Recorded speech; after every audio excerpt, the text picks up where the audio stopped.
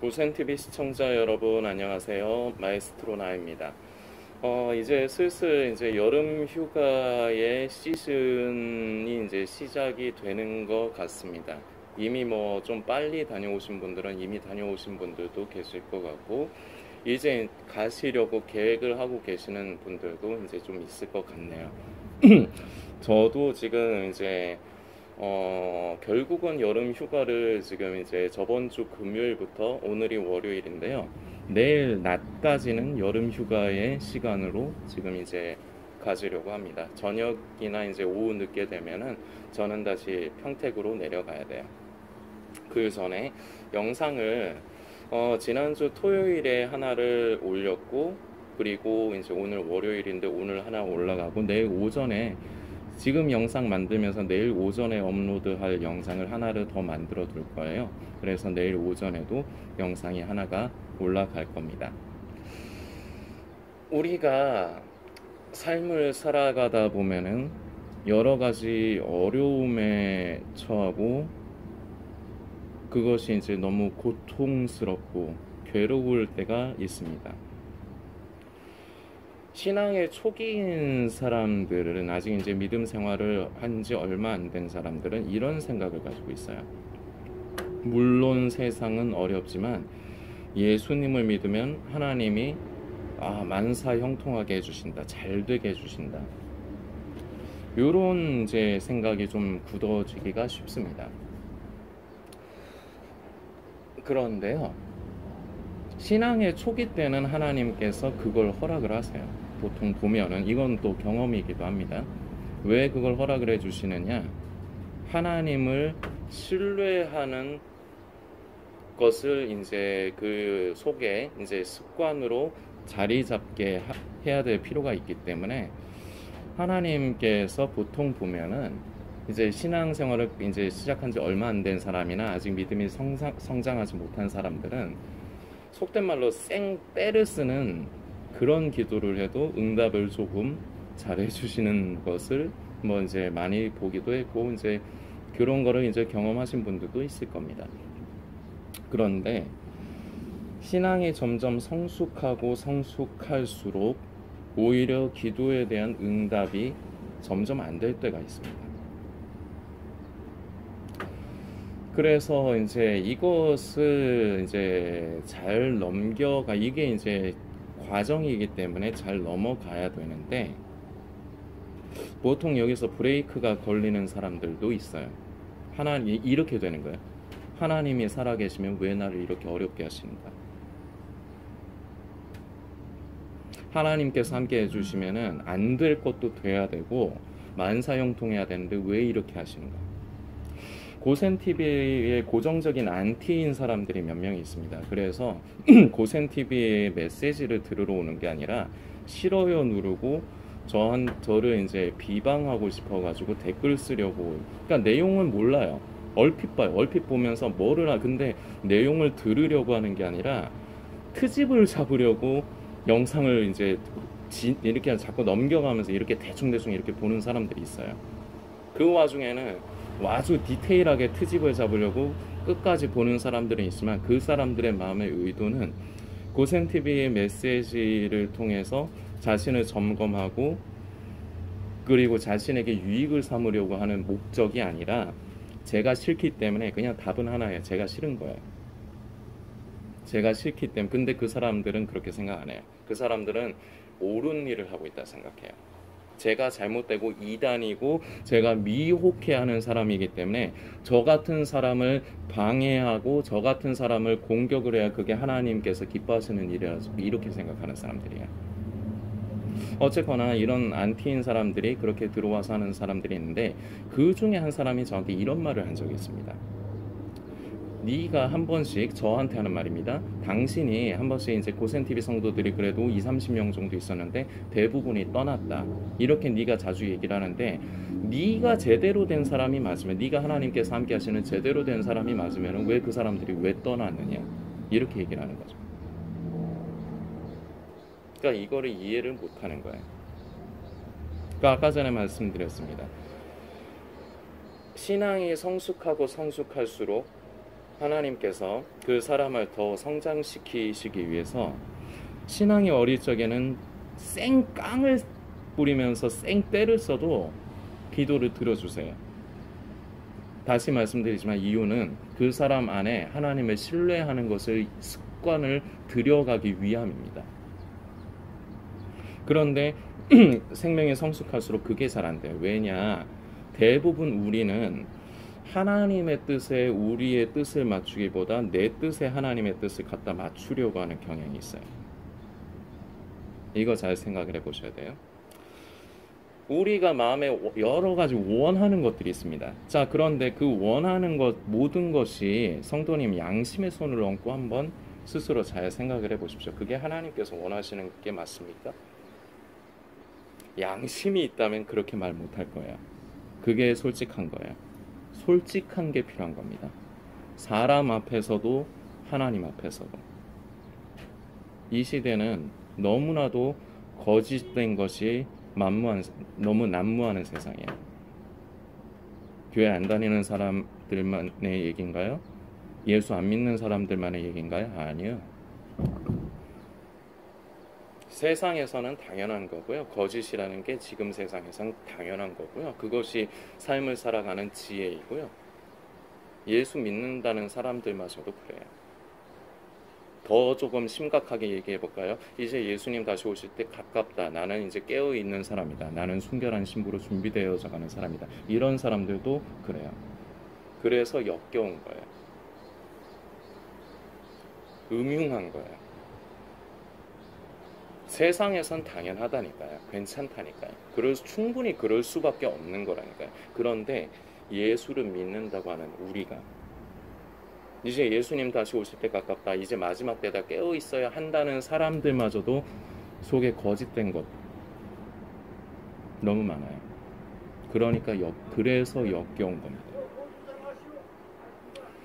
자, 다시 드리던 말씀으로 돌아가서 우리가 바라는 것들이 우리 마음에 원하는 것들이 그걸 뭐 꼭 기도를 하지는 않더라도 기도를 하는 것도 있고 기도를 하지 않는 것도 있지만 우리가 살아가면서 사소한 하나하나부터 시작해서 큰 문제들까지 우리 안에 여러 가지 바라는 것들이 있는데 내가 삶을 살아가면서 근데 제가 질문 드리는 건 내가 바라는 그 모든 바람이 하나님께서 기뻐하시는 하나님의 뜻에 맞는 바람이냐 이거죠. 양심에 손을 얹고 한번 본인에게 질문해 보세요. 아니에요.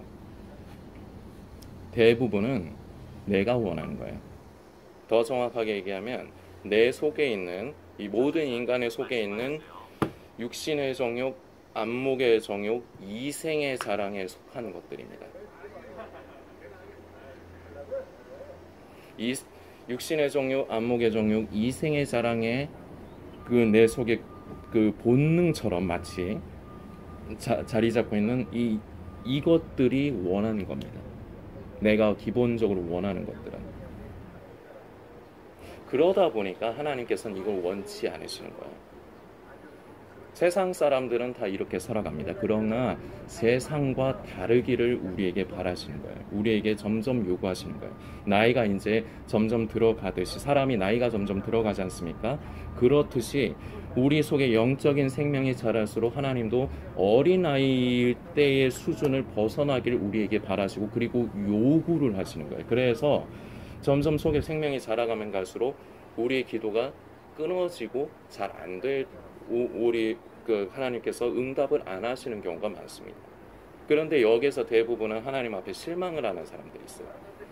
하나님이 살아계시면 어떻게 나에게 이렇게 하실 수가 있는가? 자, 그런데 이것이 나에게 고난으로 다가오는 것입니다. 고통으로 다가오는 것입니다.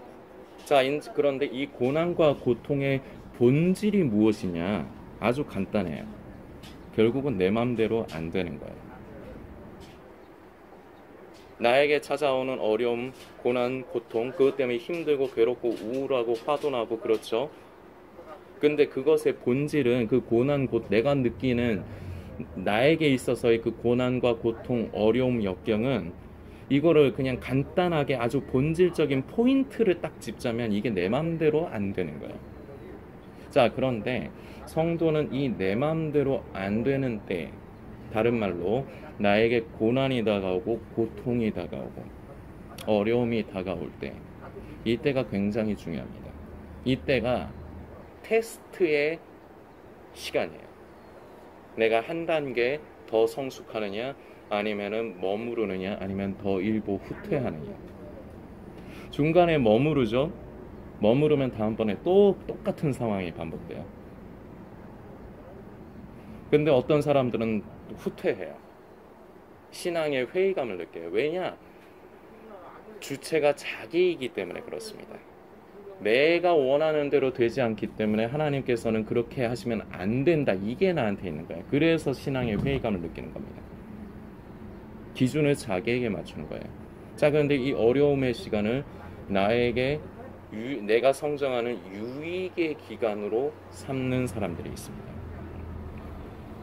우리는 성경을 통해서 욥이라는 사람에 대해서 합니다. 욥이라고 하면은 고난과 고통의 아이콘이라고 할 수 있을 정도로 사람들은 그렇게 욥에 대해서 알고 있습니다.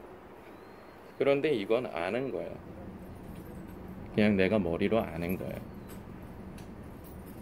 내가 직접적으로 그런 것을 당해보지 않는 이상 그건 내가 그냥 머리로 아는 것뿐이지 그 고통이 나에게 그렇게 크게 상관이 없어요. 그래서 교회에서 목사님이 아무리 욥에 대해서 욥기를 가지고 말씀을 훌륭하게 아름답게 전하셔도 들으면 듣긴 좋죠. 아, 주여 그렇습니다. 이러죠.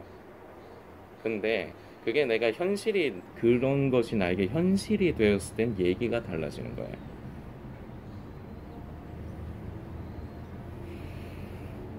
내 마음대로 안 될 때, 이럴 때 하나님 앞에서 우리가 범죄하기가 확률적으로 쉽습니다. 말로서 범죄를 하든지 아니면 마음으로, 생각으로 범죄하든지.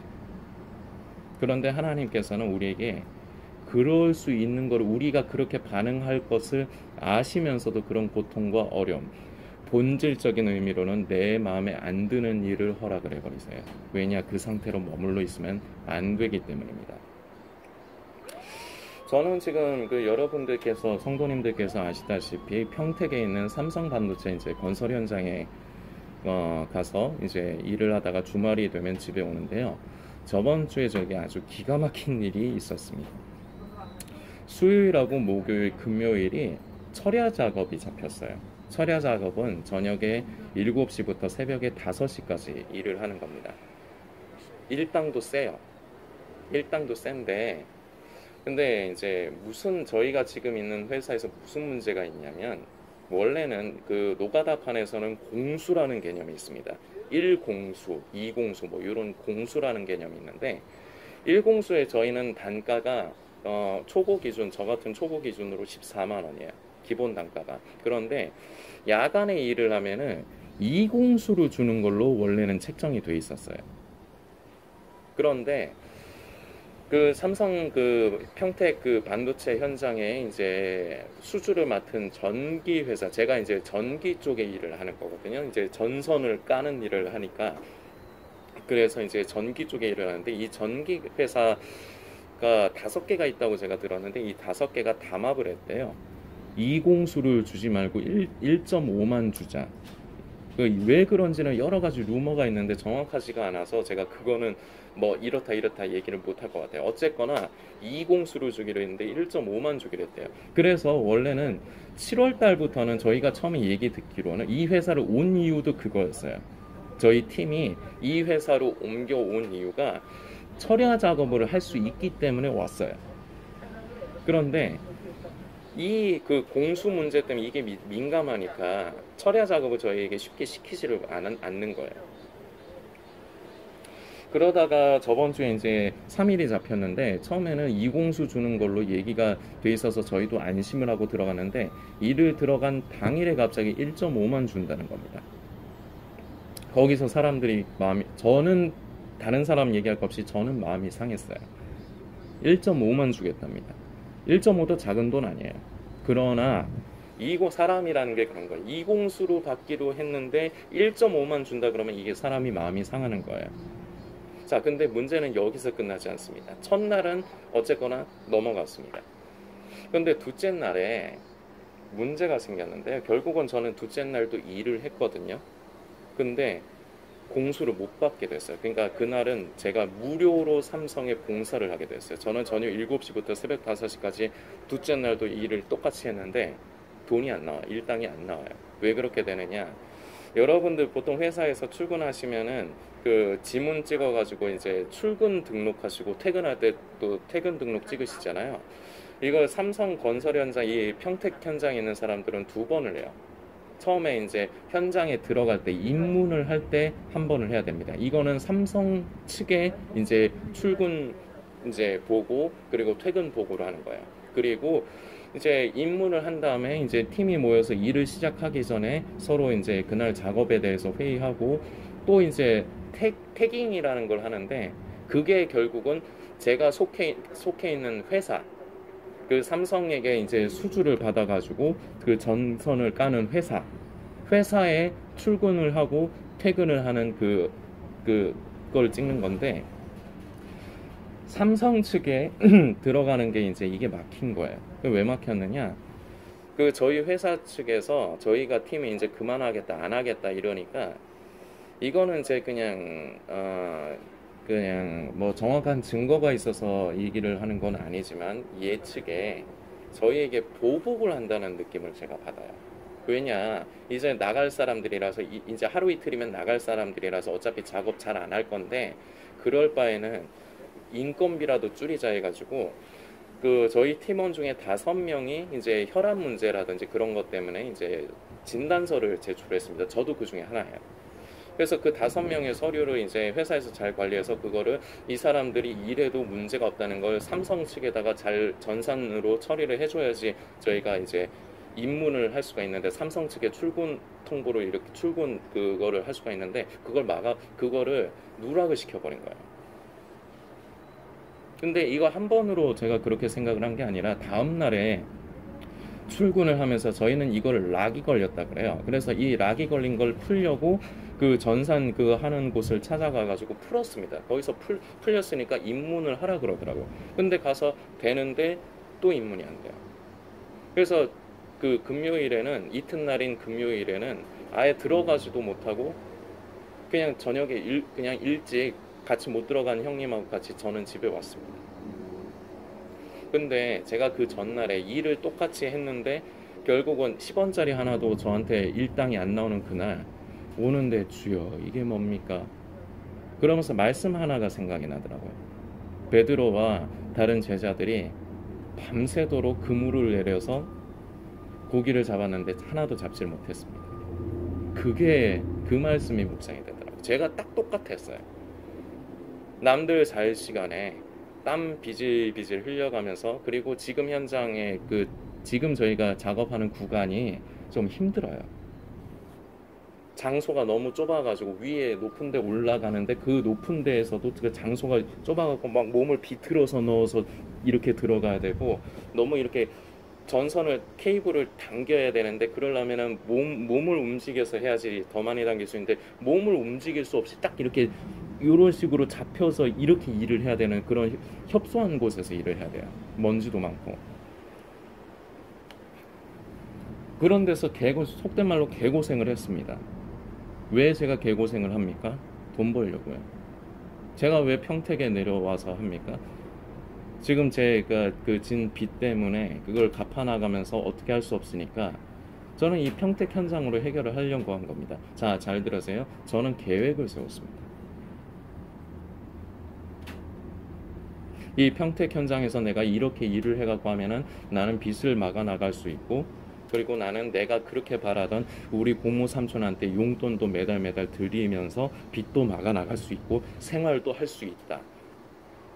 그 정도의 돈을 벌 수 있기 때문에 저는 저희 가족들과 떨어져서 생판 모르는 남들과 같이 숙소 생활을 하면서 잘 안 맞아요. 맨날 술판 버리고 뭐 먹고 제대로 치우지도 않았고 막 여기저기 어질러 놓고 막 지저분하게 만들어 놓고 저는 이게 싫어요. 그런 사람들의 분위기가 저한테는 안 맞아요. 근데 어쩝니까? 단체 생활이다 보니까 제가 맞춰야죠.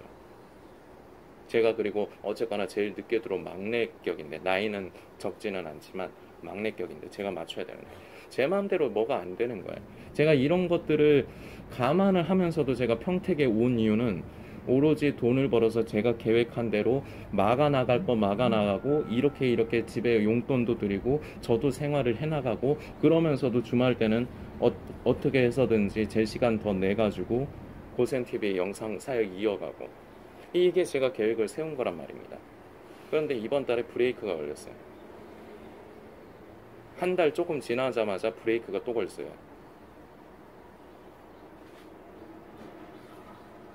계획했던 대로 공수들이 다 못 지킬 것 같습니다. 그래서 이번 달에는 수입이 현저하게 많이 줄어들 것 같아요. 다음 달 10일 날이 이제 급여 날인데 수입이 현저하게 줄어가고 저번 달에도 그 제가 매달 막아 나가는 돈이 크다 보니까 돈이 모자라 가지고 현금 서비스를 한 그 60만 원인가 70만 원을 받았는데 이번에도 결과적으로 이제 안 되다 보니 이번에는 그리고 더 모자라다 보니까 더 큰 돈 한 200만 원은 좀 안 되고 100 몇십만 원 정도의 돈을 더 융통을 해야 되는데 이게 현금 서비스 제가 자꾸 카드 한도들을 줄이더라고요. 그래서 이번에 어떻게 될지를 모르겠어요. 자, 그런데 이게 저는 기가 막힌 거예요.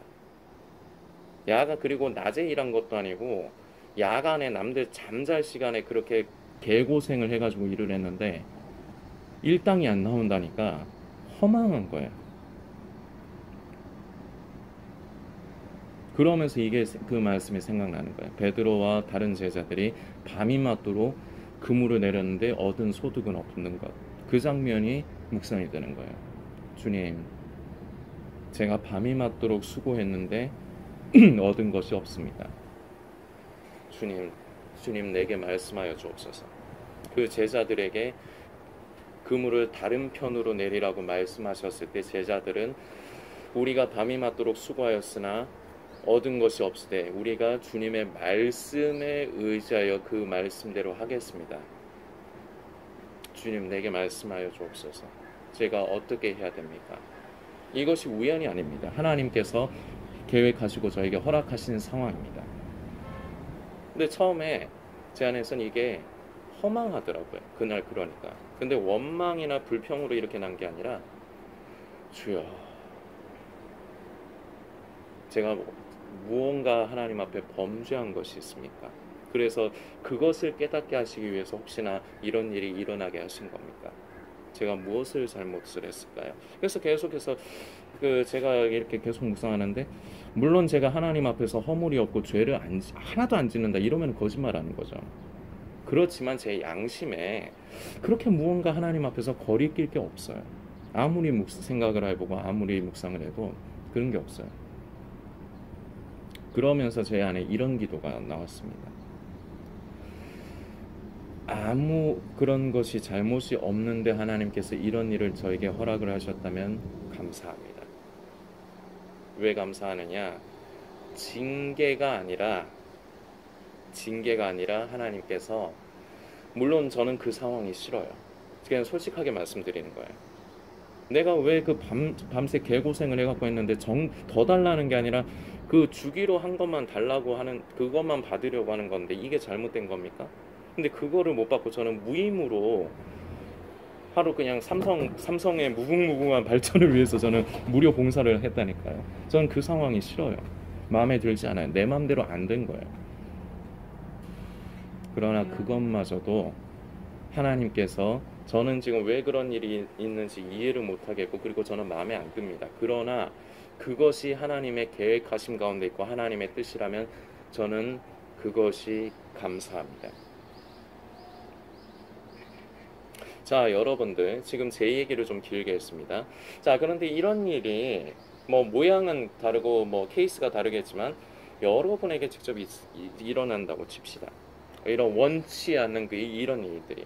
그럴 때 내가 하나님 앞에 어떻게 반응하는가를 한번 살펴보십시오. 대부분은 이 앞에서 범죄하기 쉬워요. 하나님이 살아계시면 나에게 어찌 이럴 수가 있는가? 안 될 것도 되게 해주셔야지. 그런데 그건 내 생각이에요. 하나님은 내 생각대로 움직이시는 분이 아닙니다. 그래서 내 마음에 안 드는 일이 생기는 거예요. 그걸 하나님께서 생기게 하시는 겁니다. 그 가운데서 내가 하나님 앞에 어떻게 반응을 하느냐, 이걸 이제 연습을 하셔야 됩니다. 여러분들이 이런 것을 어떤 사람이 초청 강사가 와서 간증으로 하면은 그냥 듣기 좋고 아멘 하면서 박수치고, 주일에 목사님의 설교 말씀으로 하시면은 들으면서 아멘 하면서 주여 맞습니다, 고난 가운데서도 나와 함께 하시고 나를 지키시는 주님 찬양합니다 이런다고요. 듣기만 하면. 근데 이게 내 일이 돼버리면, 욥의 고난이 내 고난이 돼버리면 반응이 다르다고요. 성도님은 어떠십니까? 기회로 삼으십시오. 내 믿음을 성장시킬 수 있는 기회를 삼으시고 연습을 하십시오.